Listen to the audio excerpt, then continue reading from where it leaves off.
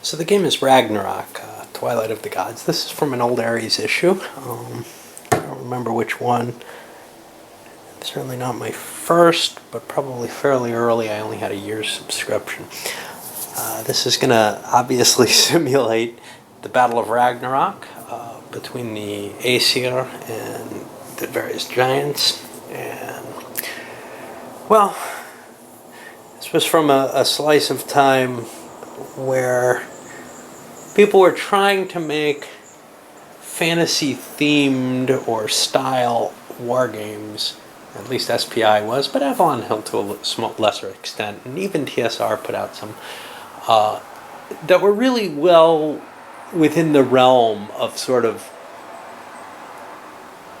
the flavor of the war games of the era. Now, this is a fairly light game, although to tell you the truth, it didn't, because of certain differences between it and some other SPI games, it didn't fit well into the SPI format, and the rules aren't as good as for most SPI games. And beyond that, they also followed a format that they followed with some of their sort of gateway games, which is this a little different from their normal, a little less information, a little simpler in the case numbering in general, although it follows the same basic format there. But you see they have the bold print here. What I found with these is actually they did a worse job with the rules with these than they did with many of their other less, say, gateway games. Still, it's possible to push your way through these. They're not the worst that I've seen by far. They're better than most modern rules. Let's take a look at what it's about and how it works. It's already set up. All we got on the board is Heimdall here. The giants are going to be coming in over the Rainbow Bridge, the Asir from Asgard. So one thing we want to look at is the ratings on the different counters. And let us grab a fairly atypical counter, in this case the Serpent. He's got a combat strength or an attack rating here on the left. Over to the right, he's got a defensive rating where you want lower. Lower is good, and 2 is fairly low. And in the middle, you have his movement point allowance, which you want high. The attack rating and movement point allowance are high, or you wish high. Here we have an incapacitated side, which only applies to heroes, and the Serpent counts as a hero, where you see his attack and movement are both 0. He can't do those. His defense rating is a little worse, and he also has this fetter escape rating, which is basically his chance of recovering from fetters or perhaps even blindness. Regular unit counters, which are not heroes, are very much the same. The numbers mean the same on the front and on the back. They're the same as well. There's just no escape rating because they can't be entangled in the same way. Over on the Acer side, we have the same kind of thing. We have Valkyrie, who are a little different because they fly, and the same with Odin. He's going to be on Sleipnir. And then we have some mortal warriors here, berserkers, which the warriors can turn into, and the heroes of the Asir, or the gods, as you wish. Alright, what's the goal of the game? Well, for the Jotun, or the giants, the goal is to get something off the edge of the map. If it's a regular unit, they win. If it's a hero, they win if they've killed all the Aesir heroes. For the Aesir, well, their goal more or less prevents the Jotun from winning, which is kill them all. Alright. There's a sequence of play, as is normal for an SPI game, and that opens things up pretty much. And here's our order, and we'll kind of look at things as we go. The Rainbow Bridge phase. Okay, so if the Jotun have more than 4 counters in any one box on the Rainbow Bridge, they have to roll 2 dice on this table and see if something bad happens. On a C, it collapses. On 1 or 2, it collapses in that many turns. So that's going to be a limitation to how many units the Jotun can move onto the board each turn. And at the beginning of the game, they start with nothing. I believe they can stack as many heroes as they like on the bridge. I'll look that up before I actually start playing. But there's also an order to the play I think they have to bring their fire giants on before they bring their frost giants, and the heroes may also be ordered in the same sort of way. Over here we have Heimdall, who's not allowed to leave here.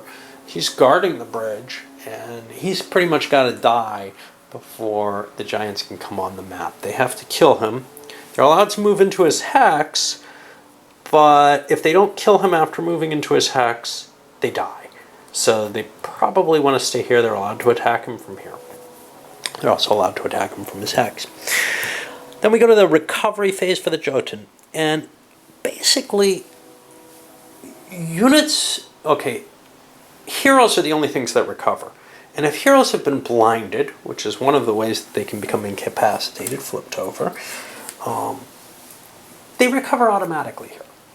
If they're fettered, they get an automatic chance to roll to get out of those fetters. And I think it's one die. You have to roll above their number. Given that the serpents kick ass and probably wouldn't be affected by fetters very much, that makes the most sense because his number is fairly low. In fact, he may be immune because of that. He may be impossible to hold under them for long. Another thing is that heroes who do nothing can recover hits, I believe, at this point. And take a look at that in a little bit here. Let's see, recovery.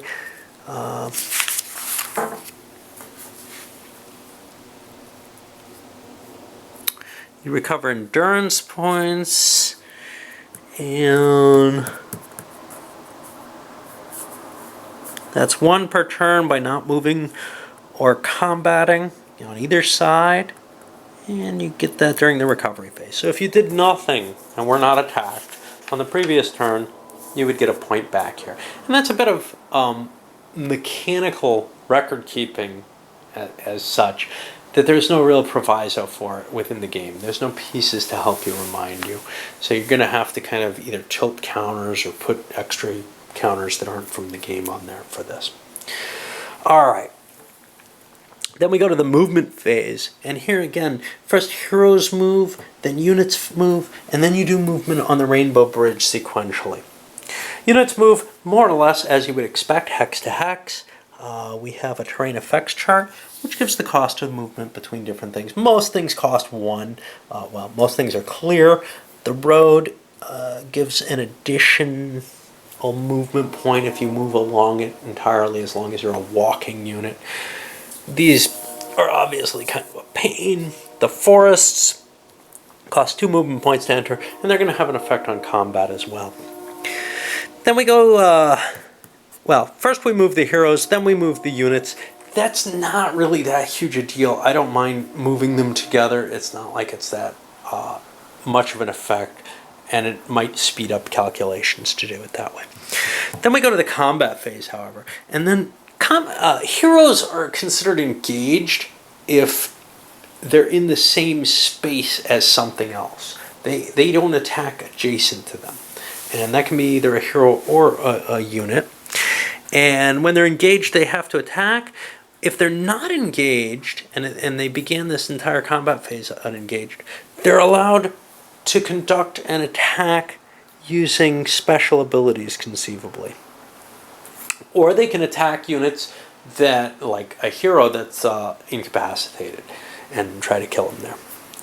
And then we go to the unit combat phase, and after all the heroes have fought, the eligible units can attack, and for the most part, ground units at least. We'll worry about Valkyrie in a moment, and they're kind of, between the Valkyrie and the leaders, they kind of twist the whole concept of the normal hex combat systems here. But ground units have to be adjacent to one another. They're allowed to declare an attack. They don't have to attack. And when they do, well, I'll explain it, I guess. You add, actually, the attack value to the defense value of the unit defending. And let's find a damage table. And that's going to be a modifier to the die roll, I believe. You roll 2 dice, and you see what the result is. If the target is a hero or a unit, using combat damage, you get results that are in one side, the minuses are step losses or injuries, which are going to be tracked over here on this wound record track. The other side is retreat results, which only affect units, and they have to run back a space. Eliminated will kill a unit, obviously. Incapacitated, which is over on the blinding light table, can make something unable to act for a while. And interestingly, units can be incapacitated. I didn't realize that. Or even eliminated by light. There's also a G on here, which is a grievous injury. That indicates that you're bleeding or something so badly that you will be taking 2 endurance hits each turn, as long as you can survive. And since 2 is more than the 1 you could recover, you will die. It's just a question of, can you do anything before you die? You probably don't want to try to prolong your agony. And then we're going to go to the Asir turn, which actually follows pretty much the same status, except there's an Asir reinforcement phase. The Asir is going to roll dice, and I think it's, I don't know the actual numbers, but I think it's a die worth of warriors and maybe half a die of Valkyrie, and there's a chance, like a 1 in 6 chance, that a hero comes on at any given time. All this is, little tiny rules that one has to look up and remember. So I don't want to, tell you one thing and then find out later in the game that it's the other. But I think it gives the feel of it. Then Asir recovery, movement, and combat, which all follow more or less how the Jotun work. Okay, not a lot here. Well, maybe not. First of all, when you're engaged in combat, you're allowed to disengage if you don't like being next to someone. Generally, I don't see this happening much because attacking doesn't hurt you. It just hurts the enemy. But if you wish to, you can roll on this disengagement table to get out of combat. You can't enter another engaged situation if you disengage. And chances are your enemy can probably chase you and catch you up. I haven't seen it used much. And I don't remember it being a major effect on the game. We've got some combat modifiers where the attack rating is changed by, say, crossing a river or a forest. Remember where I said heroes have to be in the same hex to attack? Well, Valkyrie are the same because they're in the air. They can't attack you from adjacent. And this allows actually multiple attacks on the same unit. Not that they happen at the same time, but multiple attacks on the same unit by different Asir units, because they could have the Valkyrie attack the unit as well as a hero, or multiple heroes actually, because you could have 2 units attacking one. And it just gives you more die rolls, but they're done sequentially, so there's no real... there's a possibility that there's a retreat or something that gets you out of the combat before you can be finished off. How about units being incapacitated? I don't know about that. Jotun units.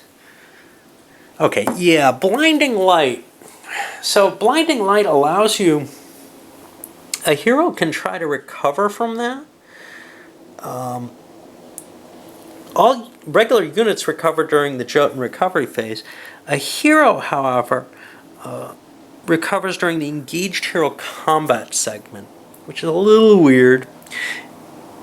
He automatically will recover during the recovery phase, but during the engaged combat segment, the blinding light might not affect the hero that heavily, and he can roll a die and see if he can recover. It's very unlikely, 1 or 2, 3 through 6 he remains incapacitated. Fetters are a little bit stronger than the blinding light, and they can keep you tied up. You don't recover from them during the hero phase, or do you? Yeah, you can recover during the engaged hero, but you also can recover during the Jotun recovery. In either case, you have to roll a die, and the die has to be at least less than their rating. So the Serpent can remain stuck on a 1. Okay. If you end up This is how you mark grievous injuries. If you end up at 1, I believe you're unconscious. Yeah. 1 makes you unconscious. If you drop below 1, you're dead for a hero. Jotuns can be incapacitated in multiple ways. If they're both unconscious and fettered, they have to recover from the unconsciousness before they can get out of the fetters. If they're blinded in something else, it really doesn't matter because they can recover from the blindness while they're working on any other recovery that they're doing. Let's see. So, here we have some mortal enemy effects, which is certain leaders will, or certain heroes will get a bonus when fighting or trying to kill another hero. So for example, Thor gets +1 versus Loki and +2 versus the Midgard Serpent. That's going to be an add to, I believe, his die roll. I think that's how it works. Let's see. Yep. You roll 3 dice. No. You roll 3 dice, and you got to roll under the total attack rating, which is the attack plus defense plus any modifiers, and affected by terrain modifiers as well as enemy ones. So yeah, you have to roll 3 dice under that, and then if you get a hit, you roll over here on the damage table to see what you did. And all combat works that way, including against units. Including unit versus unit, including unit versus hero, where units are attacking heroes, or heroes versus various things.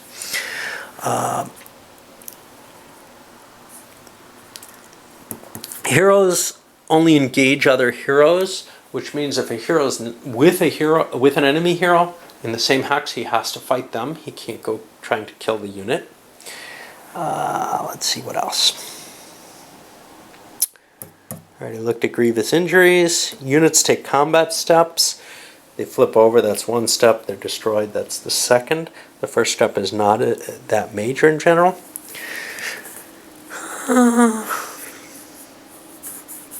There's an advance after combat.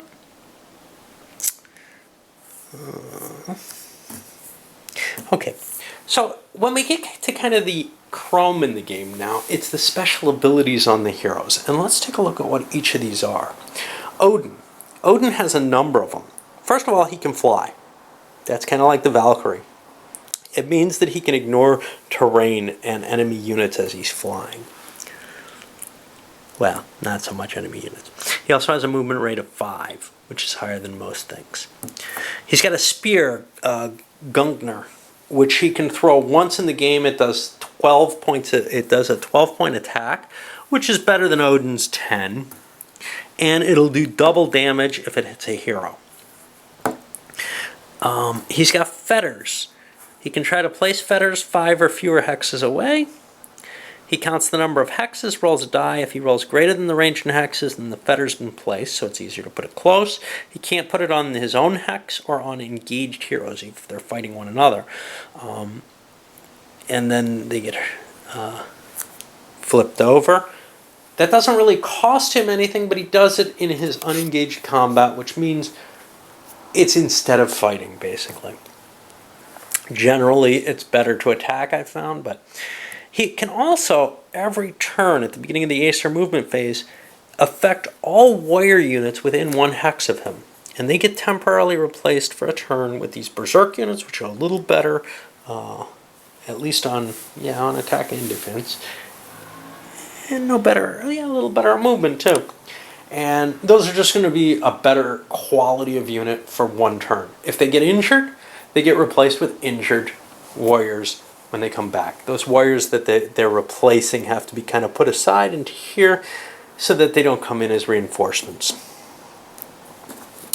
Let's see what else. Alright, I think that's it for Odin. Tyr, when we get to him, he's going to have fetters. He's going to have the ability to cause berserks as well, but only in his own hex. Okay, Thor is also, of course, fairly important. He's got a number of different things. He's got Mjolnir, which he can throw at another hero 2 or fewer hexes away.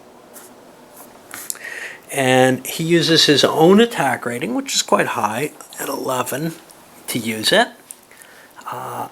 He can't throw it at engaged heroes in another hex. If he hits a hero with the hammer, the hero loses double the endurance. So it is better for Thor to be at a range to attack. He's not as good in hand-to-hand combat. If he's in battle and he gets hurt, if he takes a grievous injury wound, the -4G, on a 5 or a 6, then he also loses his girdle of strength, and his attack rating goes down by 1, his defense goes up by 1. He also probably shouldn't be able to throw Mjolnir, but that's a different side. And Thor gets a bonus, which is not listed here, against Frost Giants. He gets a +1 strength when he's attacking a Frost Giant. Heimdall. Heimdall can cast Blinding Light, and he'll use the Blinding Light table at 1 target in his hex. He has to spend an endurance point, however, in order to cast that. Freyr also has the Blinding Light ability, and that's exactly the same. Tyr has the ability to berserk, but only units in his own hex.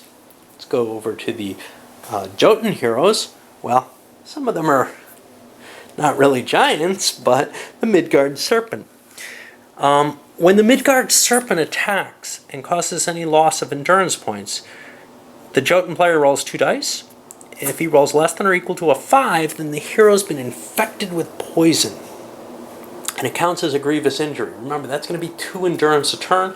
The guy's dead. Just takes time for him to realize it.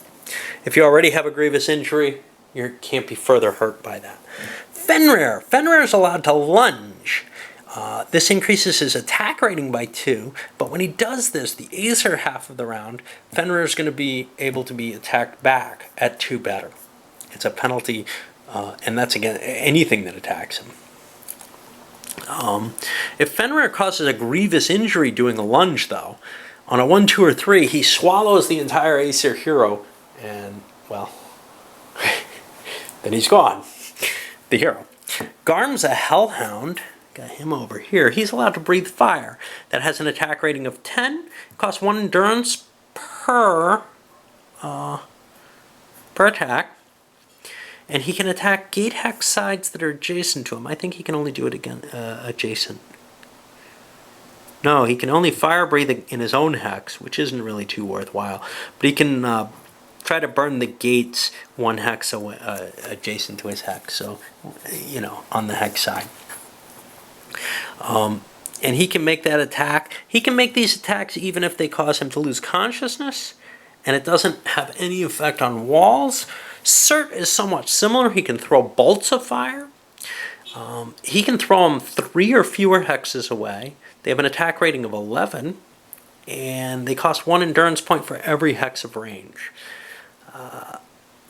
Surt's allowed to throw fire even if it knocks him unconscious or kills him. And he can throw against the gate. We've already discussed the Rainbow Bridge to some extent. Asgard itself.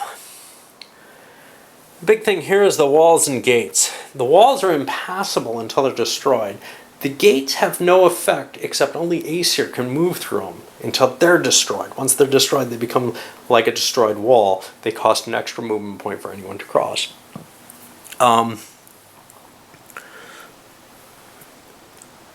Let's see what else. Valkyrie and Odin can fly over them. You can attack a wall or gate that you're next to.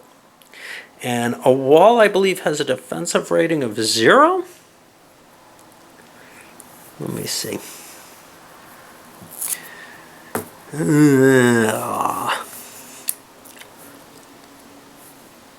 The defense rating is 0 for walls and 1 for gates.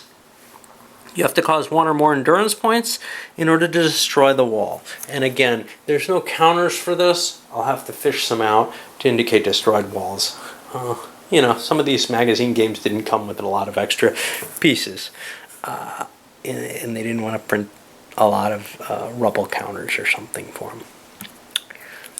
You can't fight across a wall or gate. You have to destroy it first. It has a defensive rating when you're attacking across it because of the remains Okay, let's look at reinforcements for the Asir. The Jotuns come in at whatever rate the Jotun player wants to do. The Asir starts the game by rolling a die and adding 2 to the result. That's the first turn he's going to get reinforcements. And then every turn after that, he rolls 1 die minus 1 for warriors, and 1 die minus 2 for Valkyrie, not half. And then he rolls a die for each hero. On a 1, that hero comes into the game. That was close. And he can do this. He continues rolling for reinforcements until he's gotten them all. What are the victory conditions? I think I've already told you this. The Jotun has to get a hero without a grievous injury or a unit off the map from one of these hexes. If it's a hero, all the Asir counters have to have been destroyed. No, not just the heroes. Neat. But if it's a unit, it's game over. If the Asir are able to eliminate all the Jotun counters, they win. That's it. We'll give this a shot, see what it's like, and come back.